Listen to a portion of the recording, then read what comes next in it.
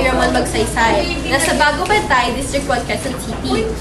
The place is over 34.5 square hectares and merong 13,000 families sa community.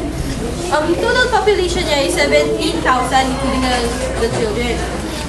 In-interview namin yung barangay head na si Eduardo M. Firmalino. Siyempre, sa mga community, may mga problema na encounter. At doon sa community na napili namin, una-una, yung budget. Kulang sila sa budget. So, dahil kulang sa budget, may, parang may other concerns, dun yung nag-branch yung mga other concerns like security ng place. Pero, meron silang implement na curfew ng 10 p.m. And next, the security. Pangatlo, yung out-of-school youth. Siyempre, everyone knows that the children are the future of every generation. So, kailangan nila ng education. Dahil kung nasa budget sa out-of-school youth, siyempre, may yung mga estudyante, may idle time. Tapos, nag-lead sila sa drug use. Next yung livelihood program sila, limited kasi nga kulang sila sa budget para sa sustain education. Tapos, ang-apat, yung waste management. Parang nahirapan silang i-segregate yung mga garbage nila. Kasi polluted na yung place. Okay, next. For the current status naman, the Philippines is known for its poverty and pollution. Poverty, nag-cause dito ng malnutrition, tsaka nagpo-promote din ng common sickness, disease na lumalaganap.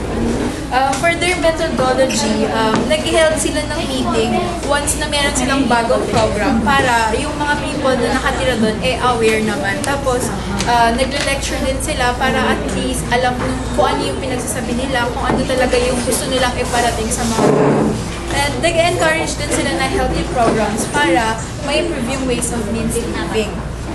Sa programs na ginawa nila, they held the program called MRMM, which is the waste management na they named it Tapat ko Linis Ko program para yung mga tao na mahilig magkalat, parang magiging aware naman sila kasi may fine to na 1,000 pag nahuli sila. Pwede silang makulong at saka babayad pa silang 1,000. Budget allocation for this is 100,000.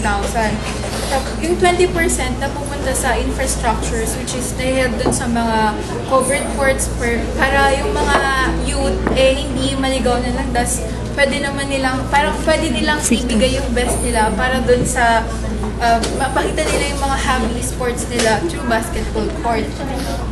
Possible problems na ma-encounter or the garbage pollution. Pag hindi na patupad yon, yung garbage pollution, syempre lalala.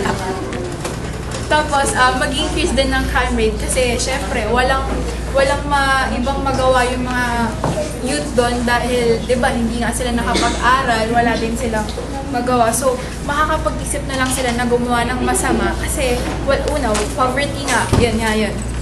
Wala din silang magagawa. Kaya, makakaisip sila ng gumawa ng masama. Tapos, youth having no jobs in the future. Dahil wala silang maisip na gagawin, gagawa na lang sila ng masama. Kasi for them, yun na lang yung madaling gawin. At yun yung nakikita nila na mas kikita sila ng mas mabilis. Okay.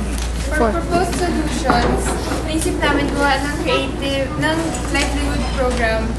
Makakatulong to hindi lang sa parents, pero sa kids din na para maging productive sila and sa finance nila. Mas bibigyan siya the saying, give a man a fish and you feed him for a day. Teach a man to fish and you feed him for a lifetime. Nga, instead of conducting feeding programs, naisip namin, mas magiging helpful to sa kanila na mas matuto ng bagong bagay, new stuff, lalo na sa housewives para matulungan na nila yung asawa nila. So, binidyohan namin yung in-interview namin si Honorable Eduardo M. Firmalino. Yeah, Just a video. Here's the video.